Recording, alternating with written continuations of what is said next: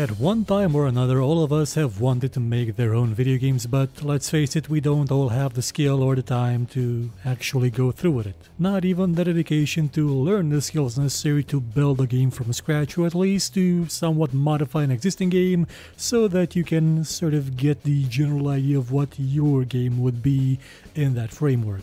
I've had a lot of ideas for games over the years, and these are some of them. These are the top 7 games I want to make, but probably never will, on account of jobs and work and the book and family, and some of them are stupid. They're just plain stupid and would not work, and never would. But in some cases I did try, and that's how I learned what stupid is. It's what stupid does. That being said, let's get it started with number 7, Terroara de Dincolo de Cer. I've mentioned this game a couple of times before. It's the idea that I wanted to make a RPG-ish game based around the fables and myths and fairy tales of our local neck of the woods. And there has been a sort of revival of these characters like Parapal, Fatfrumos, Pasarleț, Lungila, Setila, Gerila, Flamanzila. They're sort of like our version of the Avengers / X-Men. And the way they've been reinterpreted in most of the modern stuff is basically like superheroes, where they gave a guy famous for having a sword a kinetic mace for reasons that are stupid. And the idea of this game would have been, what would happen if these characters had to face something that's not part of our myth? The encroaching dread of foreign influence. And I don't mean the McDonald's that's gonna be opened in town next year. Partly it's the McDonald's, but I'm referring to something evil. Okay, yeah, the McDonald's is evil. But what I mean is that something from beyond the stars, a malevolent entity, sort of Cthulhu-esque, alien-esque, a bit Tyranid, a bit Cthulhu, something like that, just oozing from the stars deep down into the earth and corrupting everything around it. And you'd have to assemble a team of characters from those old stories and with them fight against the darkness. Now, since I'm probably not gonna actually make this, I'm gonna give you a spoiler for it. The character that you can play in the version that's on Steam right now on the VXA's mod workshop thing, he is part of those myths. He is meant to be basically the villain that's usually in those stories. Spânul, as we'd call him. And the idea was that his castle was the first one hit, so he washed up ashore one day and decided, you know what, I'm gonna get those goddamn do-gooders to do my work for me. I'm gonna get them to rid my castle of all that evil and then see about what I can do with actually making it not attack anymore. I'm not sure if that was actually obvious in the short bit of the game that I actually got to make that's on Steam in the workshop area of RPG Maker VXAs. I kept hinting that the character sort of knows a bit too much about things that normally peasants don't really care for or about or have any interest in. And again, I'm probably not gonna finish it, and I had the bright idea of making branching quests and they're paying to playtest, let alone design. Actually, designing them is no problem at all. Playtesting them to make sure that all the triggers work, god, that takes hours, and I don't have that time. Number 6, Beekeeping Simulator 2005. For those who don't know, my family sort of has a bunch of beehives. They have been a bane to my health and to my well-being and to my finances for over a decade. And before I absolutely started hating those goddamn bees, may they burn in hell, I was trying to be a bit supportive and, you know, make software to keep the bees in check. I mean, keeping the management of the bees, instead of using paper, and use a software that's built for that. And I wanted to make a management game about beekeeping. You'll start with just a couple of boxes. You're gonna have to carry them by hand, have a small car to take them to the place where the flowers grow, where trees bloom. You gotta take into account things like weather, because if it's raining and cold when the trees bloom, you're basically screwed, and you're gonna have to mooch off your son, who's got 2 jobs right now and was paralyzed a couple of years ago, and still he tries his best. You know, details, fluff. I only got around to making a couple of ideas for it, general mechanics. I wanted this to be a 3D game because I really wanted you to sort of feel the impact of hauling those goddamn things all the way to the truck and back. It would have been a bit tedious, sort of like what most of the simulator type games are today, like especially what that car mechanic simulator is, with having to turn all the screws. But this was being planned in 2005, and there really weren't that many of these things back then. So if I'd actually been able to make it back then, I would have probably broken the bank, or at least made some people in Germany really happy. And maybe just once, bees would have been actually profitable for my family. Number 5. Random Racer. The thing that always disappoints me about racing games, even the good ones, is that they have a finite amount of content. I love Need for Speed 5, Porsche 2000, Porsche Unleashed, but it has finite content. Even with mods, there's just so much you can cram into it. So while playing Insane, which has a generator for random maps that you can race around, I got the idea, well, why not do this for everything? And I mean everything. Sure, in Insane, because it was an off-road game, it was simple to generate a map that was used as a track of sorts. It's an off-road, open-world-ish, not open-world-ish, but it's an off-road game that you can go everywhere, so you don't need roads. But there should be a way to make an algorithm capable of actually designing a track.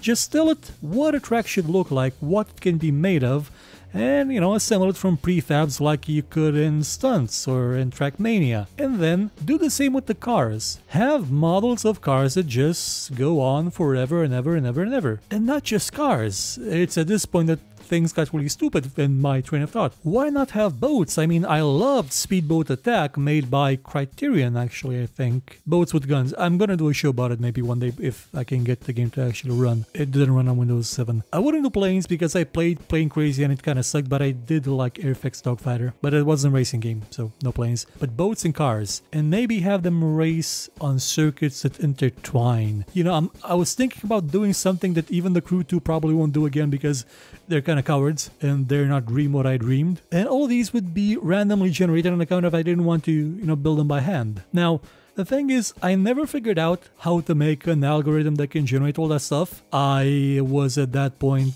unsure of how to actually get something to render. So as you can imagine, it didn't really go anywhere, and it probably won't again. But if you want to steal this idea, absolutely, please do it. As long as you remember that the races and the cars and the boats and the things, they have to sort of have a definition of what a good track is, of what an actual car is. I mean, you don't want to have something with 7 wheels that goes upside down only sideways. That wouldn't be... Actually, when I think about it, it would be kind of great. We'll see. Number 4. Planetary War. Spelled with an I. This was all the way back when I didn't have access to a dictionary, so I misspelled Planetary, but this was the first game for which I actually wrote a design document. I think it may still be around here somewhere. It's in a notepad where I used to sketch stuff. The core idea is that it's about a war between planets. Humans made a bunch of robots and sent them out to colonize other planets, and somewhere along the way they found similar robots, probes, sent by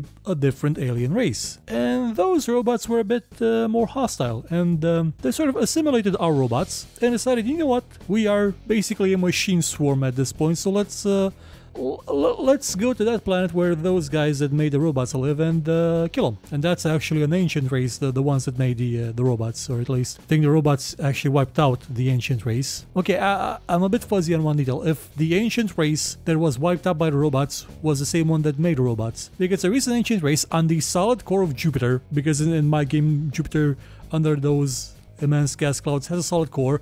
There's someone living there. Basically the last member of an alien race. He speaks to Earth, and with his dying breath he gives us the plans to make more advanced technology that maybe will help us avoid the same fate that his people had, and the people that made the robots in the first place, the evil ones, I mean, not ours, that maybe him.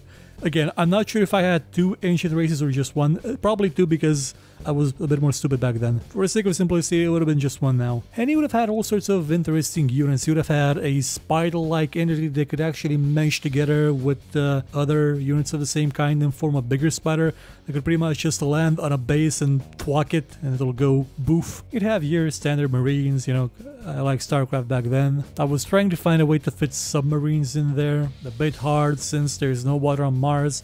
I think at one point I wanted to nuke the poles, you know, totally Elon Musk that thing. My god, did Elon Musk get the idea for me? No, I didn't publish the details for it anyway, so no, probably not. But the game didn't really go past the whole design document phase, where I still didn't understand certain key points of designing an RTS, like unit balance and maybe implementing the concept of hit points and not just, oh yeah, this unit kills that one outright, no contest. Though to be fair, there are some games that sort of run on the same idea. It's still an upgrade from the first strategy game that I actually made, which was called, it didn't have a name. It was made on the MS-0511. It's a Russian computer that's, as I found out, it's a clone of the PDP-10, but it's not a mainframe, it's a small computer from the 80s or something. Had no idea how to program it, so the game was actually just made by hand, drawn on the screen, and you'd have to move the units manually, and it was tedious to make every time I turned the computer on to play it with someone else, and it probably would have been more efficient to do it on paper. So, it got along further than Planetary War. Number 3. Rise of Legends 1. You may be thinking to yourself, wait a minute, you didn't make Rise of Legends, that was made by Big Huge Games, the studio that brought us Rise of Nations. Well, you're right. That's why Tale of Doom is called Tale of Doom. Rise of Legends was the game from which Tale of Doom spawned. It was a stupid idea of a game, one that evolved with time. At first it was a top-down 2D game. It was supposed to have these great cinematics, all in first-person view because I wanted to show the world and the characters, but since your character was customizable, you couldn't actually be in it. And it'll also be that, shadowy, mysterious thing, because at the beginning you would see someone crawl into a cave, then you couldn't see exactly who it was, and only at the end cinematic would you see that his hand actually had a wristwatch and it was all in the future or present, and it was a stupid idea. And the game was the kind of thing that anybody who's new at making games decides to do. I'm gonna make just everything. I'm gonna make a game where you can chop down trees and build houses, and there's a rule system, a law system that doesn't just affect you, it affects everybody. People will go around, they'll shoplift, they'll steal, they'll eat, they'll poop, and you can punch them and you can argue with them, and you can Kamehameha basically through a mountain,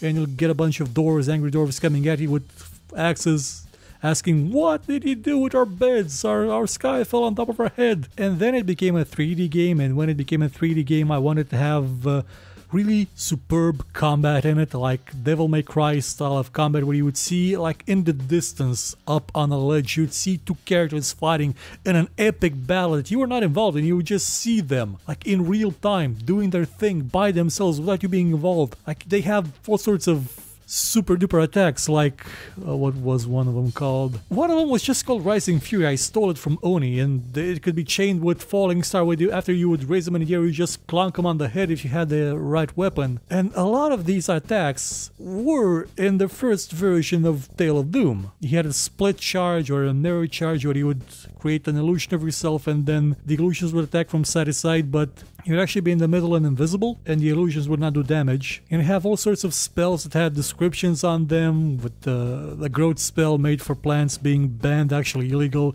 on account of it led to a infestation of carnivorous plants somewhere.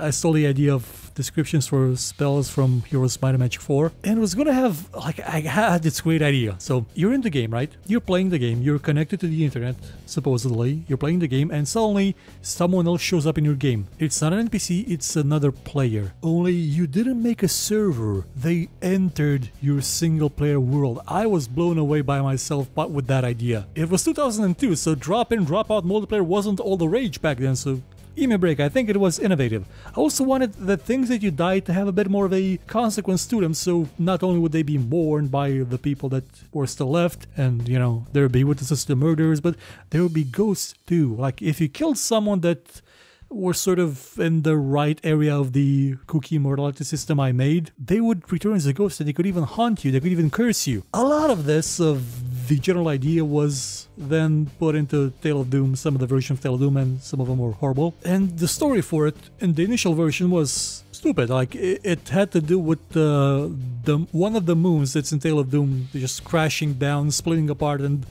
causing the island that's mentioned with the mist around it to actually be flooded over. So that's how it was destroyed in the first version. It also caused tidal waves that the tidal waves that made the ship that's in chapter 3 actually capsized like that. You know, the tavern where Will and Gwen are. And you'd have to travel the world, doing all sorts of side quests and stupid stuff and basically doing whatever he wanted. And in the end, you'd have to find a way to stop a very, very powerful army of creatures of darkness. That bit did then up in Tale of Doom and even in final versions. And at the end, you would fight one of them, and the fight was gonna be epic, amazing, like the most hardest battle possible. And at the end, the creature just basically it nuked itself when it died. And you barely got out. You were teleported out by I think, yeah, Thorm. Thorm was in there. He was basically playing his uncle's role in the first version of the game. And he would tell you that, oh no, the thing you just fought, that was the runt of the litter. The real army is only now emerging.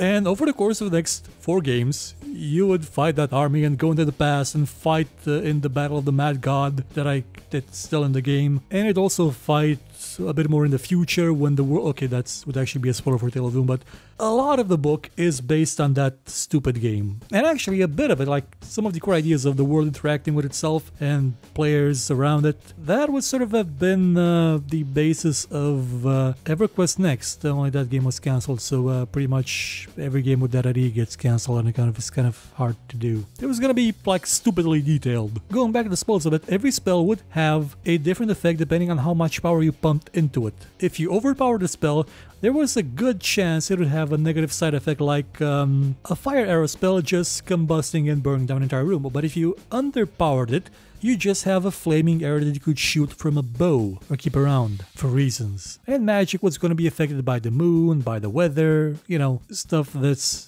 too complicated for anybody to actually do unless it's Dwarf Fortress. But at least the story, a bit of this general idea of the story still survives in Tale of Doom, which was supposed to be called Rise of Legends, but they came out with that game, so I thought to myself, you know what, I'm just gonna call it Legend.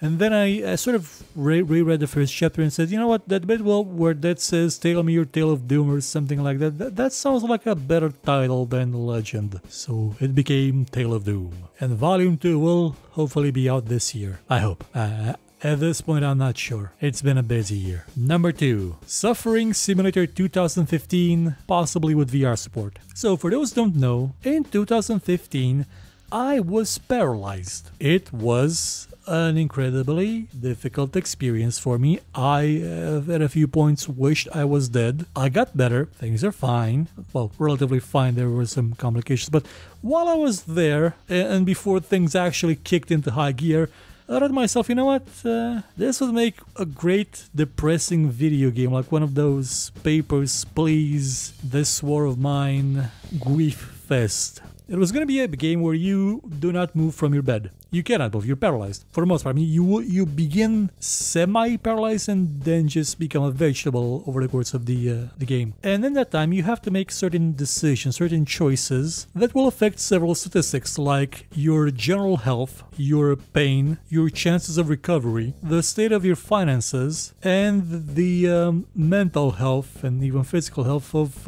your family. And I would have this be a sort of an immersive sim where I was going to try and make the things that the character was feeling be kind of visible on the screen, and it was going to be a simulator. So if I was unable to sleep for weeks because there was a beeping from that cardio monitoring thing constantly going off at random times, that was going to be in the game. It was going to be annoying as hell. It would have been like the simplest way I thought of making it would be a turn-based affair where you'd have to click next to proceed to the next phase of, I mean, the next hour or next day or next something. Well, okay, not the next day, because too many horrible things can happen in just one day to gloss over it entirely and focus on a single event. You'd also have random events, modifiers, you know, oh, accidentally you are now vomiting and are about to die. Or they wheeled in a patient that's screaming his lungs out and he's not going to be quiet anytime soon, and you have no chance of resting. Or your mother, who was kind of ill before you went to the hospital, has had her condition progress and she's not feeling well at all. Your father had to stay with you in the hospital for a couple of days and now they docked his pay, and, you know, things that get progressively more horrible. Now it may sound like a depressing game that only some sociopath would make just to make others feel bad. You're right. When I thought about it, I wasn't in the right state of mind. Like I really did not feel good, and I thought that, you know, maybe when this is done, if this is gonna be done, I may want to share that experience with other people, and I needed something to keep my mind occupied for all that time, and I couldn't do anything else. I may still make it one day. I still think it's not a difficult concept to make. I could pretty much forego the graphics and I suck at them and just make it, well, not even text-based. I would put some crude drawings of it, you know, stick figures at least. Though that would not really fit well with the VR thing. Maybe the 2000 and something else version, when the disease inevitably comes back, they'll have VR support, because it can come back, and it's not gonna be pretty. It sure won't. And number 1 is Gods of Azure. Now, I got this idea either when I was in the hospital reading Small Gods, or when I was watching that series American Gods. We haven't had any god games in the past couple of years, have we? Like games where we actually play gods and not gods that fight amongst themselves using weapons, you know, hand to hand, or directly involving themselves in each other's affairs manually. No. God games where you are a god. You have people that do things for you. But the twist in my game would have been the following. You can choose what kind of god to be, and that affects the way the people evolve. You can choose to be, you know, the standard god, bearded guy in the clouds type of affair, and that will have its consequences. We can choose to be the personification of a natural event. You can be nature. You can be evolution if you want to. I know it sounds stupid when you think about it. It's sort of like Spore being a game about science and evolution and agnosticism, but you're kind of playing God in that game and throwing evolution out the window. But the idea would be that as you progressed, as you molded your people and their lands, you would be able to influence them in one way or another, and the fact that you intervened alone would have its consequences, because let's face it, if you're gonna intervene constantly in your people's affairs, in the way they evolve, in the way that they, you know, function, they're never gonna do anything for themselves. They're gonna be like the absolute utter trash of human beings you had in Black and White, where they couldn't build houses by themselves, they couldn't even go on a date. You had to get them, you, the god of this land, had to go and get them side by side and have them do the freaky stuff. If you were involved in the day-to-day operation of your people, that's what you got. That's the kind of people you got. Worshippers that think of nothing else but worshipping you, whereas some other god, because this was, you're gonna have a multiplayer type of scenario, probably not on the same map, more of an indirect one where you could send your people to do things to other people's stuff. The other people, the other gods, may have people who, you know, develop spaceships because, they sort of have a suspicion that there may have been a god that their ancestors worshipped at one time, but they sort of know that you're not real, so they don't bother, so they make their own things. But in itself, again, that does have consequences. Because if they don't actively believe in you, if they don't worship you, you don't have access to much power that you can wield in the physical world. So you can't throw fireballs, you can't make mountains erupt out of the ground, you can't part the seas. But your people have nukes. It's that kind of dichotomy that stands at the core of Gods of Azure. And I say stands because I was really excited when I came up with the idea of the game. Like, I think there's a thread of me just coming up with it on Twitter from a year or so ago. And maybe after I'm done with at least the first book, complete book of the Tale of Doom series, because there's gonna be more of them, I may try and make this game. I don't know how, I don't know when, but in that instant I was in love with the idea. I just hope I do eventually figure out exactly how I can make it. I could always kickstart it and then just not do it, though that would be kind of scummy of me. I should probably put loot boxes in it instead, and have all the abilities you can use as a god be obtainable only through loot boxes. That's how you game industry a game right now. So those would be the top 7 video games I always wanted to make, probably won't, and maybe shouldn't. There are more of them. A couple of them I forgot about. At one point I was trying to make a sort of a rip-off of Die by the Sword, though that eventually just ended up as a part of Rise of Legends with, you know, design your own kind of attack and execute it the way you want to. I was really into voxels for a while, thought they were gonna be the next big thing, you know, everything made out of voxels, everything destroyable, everything. Again, that basically most of the games I wanted to make ended up being a part of Rise of Legends and never actually being made. I also really want to make a sort of a spiritual sequel, not a sequel, a spiritual remake of the Ultima games, the 4, 5, and 6, with the story that I highlighted in the last years, I think, how Ultima conveyed complex philosophical questions in a trilogy, because we kind of need that kind of game right now to remind people that you can do stuff like that in games. But again, that's probably not going to happen. So what's your game? Like, what game did you want to make? What game did you start out building and then realize, oh my god, I have no clue how to make this. It'll cost a fortune. I'm just lazy to do it, aren't I? I'm curious to learn, so please tell me in the comments. Goodbye.